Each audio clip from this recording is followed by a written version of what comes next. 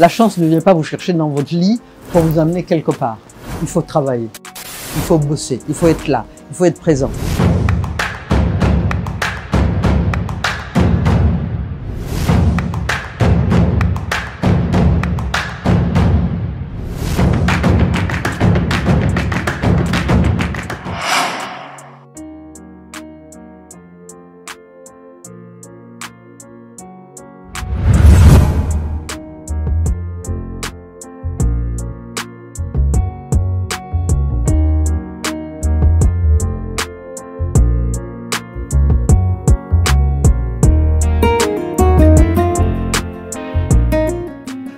Il n'y a pas de chance.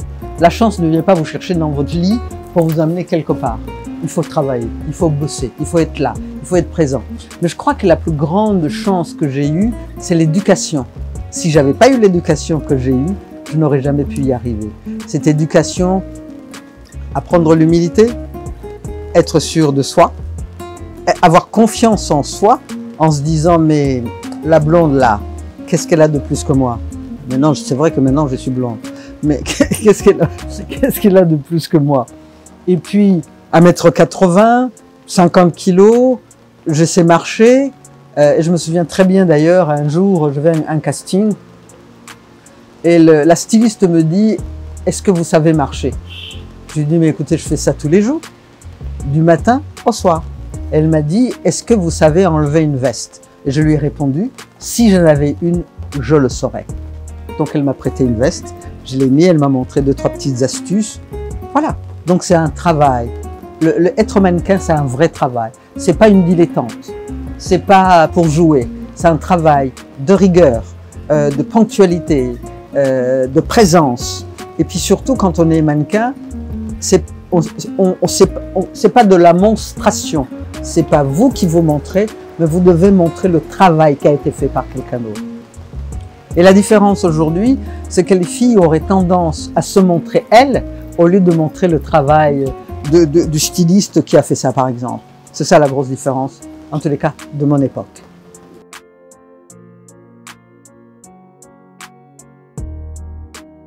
Mais je crois que le jeune Burundais aujourd'hui, il a plus de chance que les Burundais de mon époque. Parce qu'aujourd'hui, si vous regardez bien les médias, il y a de plus en plus de noirs dans les pubs, etc., etc. Parce qu'aujourd'hui, le noir n'est pas noir.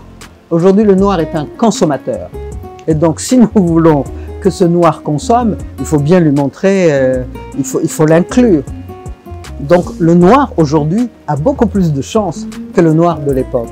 Mais la noire de l'époque que j'étais, je me suis bien débrouillé pour garder le pied dans l'embouchure de la porte pour permettre aux autres de rentrer. Non, non. Il y a un jeune homme, Bigana, je crois, Bigana, qui est sublime, qui est très très grand, très fin, très noir, un noir mat, uniforme, qui cartonne. Il y a une jeune femme qui était Miss Burundi, je crois, qui est sublimement belle, qui a des jambes sans fin, tellement elles sont longues, ces jambes, elle a des doigts, une finesse absolue, et qui défile pour Dior. Moi, je suis très fier quand je vois que mes compatriotes ont pu intégrer dans des endroits aussi prestigieux.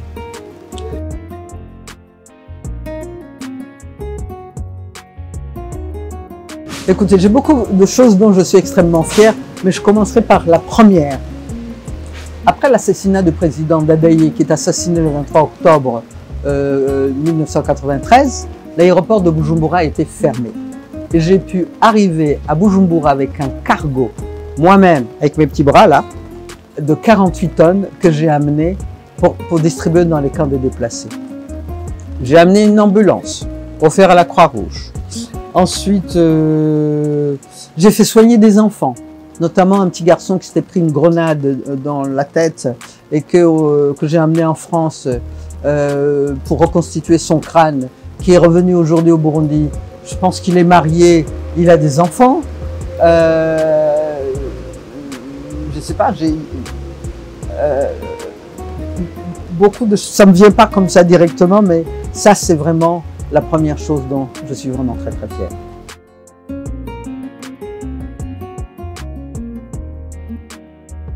Écoutez, d'abord ce n'est pas ambassadeur plénipotentiaire, je suis ambassadeur itinérant. de la République du Burundi. Ça veut dire que mon bureau, c'est le monde entier. Donc c'est une extraordinaire nomination, c'est une magnifique reconnaissance. J'en profite pour remercier le chef de l'État qui m'a choisi et qui m'a confié ce rôle de représenter officiellement le Burundi dans le monde entier. J'en suis extrêmement honoré. Le pourquoi, il faudrait lui demander pourquoi.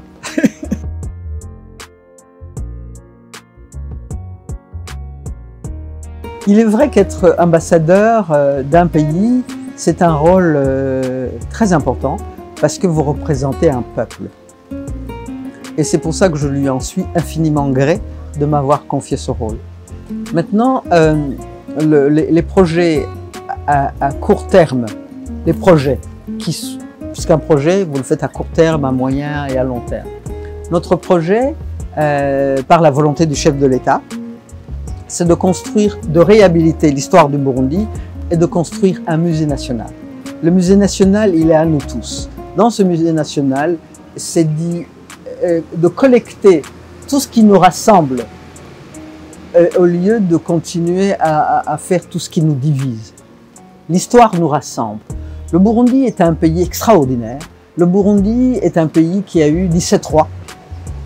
Le Burundi est un pays qui date, dont le premier roi, Ntarerugamba, date de 1424 ou quelque chose comme ça. Donc ça veut dire que c'est un pays qui avait une organisation politique, sociale importante. C'est un pays qui a résisté à l'esclavage. Il n'y a pas un Burundais qui a été échangé contre des pacotilles ou contre des perles.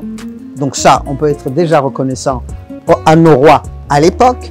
C'est un pays où le Moïse Gisabo, par exemple, a signé un traité. Donc ça veut dire, aujourd'hui, ça s'appelle les pourparlers. Quand il y a des guerres quelque part, on choisit quelqu'un qui va parler, on se met autour d'une table et on discute. En réalité, ça a été inventé par Moïse Gisabo, qui à cette époque-là s'est assis à penser en disant « Si je continue à faire la guerre, il n'y a plus de Burundais, à Barundi, tous mes concitoyens vont tous périr. » Et c'est comme ça qu'en 1903, il accepte de signer le traité de Kiganda. Et donc, en fait, c'est le premier signe de quelqu'un qui aimait la paix, à Mahor. Donc notre projet, c'est de construire le musée national en commençant par Gitega, parce que c'est d'abord la capitale du Burundi, et ça a toujours été la capitale du Burundi, de réhabiliter les anciens palais du roi Mwambutsa, qui sont à Gitega. Il y a le musée national qu'il faudra revoir, parce que c'est un musée qui a été construit en 1950, inauguré en 1955 par le roi Baudouin. Il a pris un coup de vieux quand même. Hein. Donc il va falloir récupérer beaucoup de choses qui ont été perdues, volées, spoliées, ou alors qui n'ont pas pu être conservées parce que le lieu est vétuste. Donc l'idée c'est de reconstruire d'autres ailes et pour pouvoir conserver ce que nous avions d'une façon moderne, etc. Ensuite, faire une espèce de promenade historique destinée essentiellement aux jeunes générations. Ensuite, il y a Muramvya, qui était aussi un domaine royal. Il y avait aussi le palais du Mwami Mwambutsa. Il y a un endroit où on avait creusé sa tombe pour l'enterrer là. Je ne vous raconte pas comment c'est. Donc, comme de toute façon, il a refusé, je pense que l'essentiel, ce serait plutôt de faire une statue, de réhabiliter une Ngolo, qui était un habitat traditionnel royal magnifique. Si vous regardez par exemple l'Ouganda, vous regardez ce qu'ils ont fait, le Rwanda, nous avions des palais sublissimes. Nous avons un exemple, c'est Imhotsa. Est-ce que ça vous dit quelque chose? Eh oui. Imhotsa, c'était un lieu, un endroit, une espèce de forêt où on enterrait les reines. Donc, vous imaginez que nous avons une sépulture qui était destinée aux reines. C'est extraordinaire. Il y a Kiganda, où Moïse Gisabo a signé son traité, qui est très très bien entretenu, mais il manque 2-3 petites choses, etc. Donc, le Burundi en lui-même est un parcours historique. Et donc, l'idée, c'est de pouvoir suivre ce parcours historique que nous dédions bien entendu avant tout aux jeunes générations. Parce que si on ne sait pas d'où on vient, on ne peut pas savoir qui on est et on ne peut pas savoir où on va. Il s'avère que les Burundais, nous avons la même histoire, nous avons le même Dieu, Maana, nous avons les mêmes coutumes et on nous enterre dans les mêmes endroits. Je ne vois pas très bien ce qui peut nous séparer. En tous les cas, à mon époque, ça n'existait pas. Donc il va falloir qu'on apprenne à se respecter, on apprenne à s'aimer, à aimer le Burundi. Au lieu d'aller chercher des exemples ailleurs, c'est le ailleurs qui devrait venir chercher l'exemple chez nous.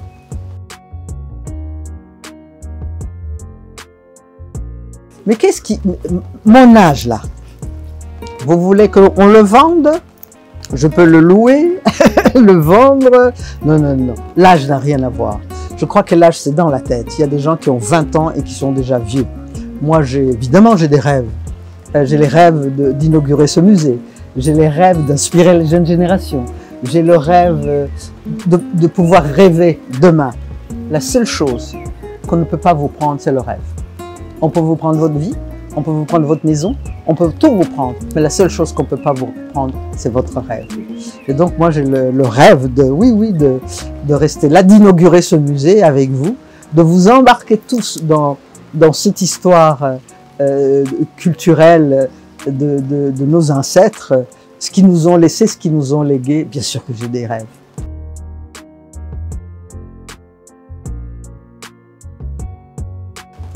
Ce que je souhaiterais que la jeune génération retienne de moi, je vous dirais d'abord merci.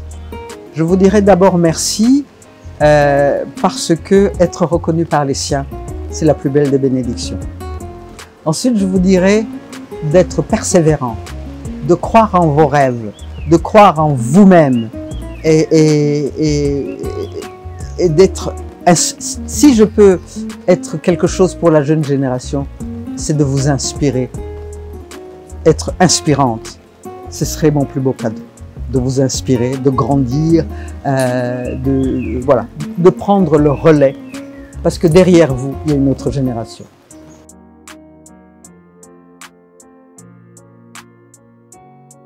La famille royale, elle se porte très bien. Est-ce qu'elle aurait un problème, la famille royale? Non. La famille royale, ce sont des Barundi, comme tous les Barundi. Et le fait simplement d'être réhabilité dans mon titre de princesse, c'est une extraordinaire reconnaissance. Et donc un retour Mutamana. On m'a rendu mon Mutamana. Alors là, c'est impossible à traduire en Kirundi. D'abord, c'était pour montrer que les femmes aussi sont capables. Encore une fois, c'était inspiré. Dire pourquoi ça devrait être réservé seulement aux hommes. Non. D'ailleurs, quand j'ai fait cette campagne, après ça, il y a eu d'autres femmes, n'est-ce pas? Donc c'était juste pour dire, nous aussi on peut. Ensuite, j'ai fait de la politique en France parce que j'ai été conseillère municipale pendant 12 ans dans la ville dans laquelle j'habite, à Boulogne-Billancourt. C'est une école pour voir comment ça fonctionne. Mais c'est encore une fois pour dire, hey, nous aussi les femmes, on compte. Et on compte pas pour du beurre. On est capable de le faire. On est capable d'être en politique. On est capable d'être médecin. On est capable d'être avocat. On est capable. Et en plus, on élève les enfants. Donc c'était vraiment pour montrer, oui, les femmes, on est capable.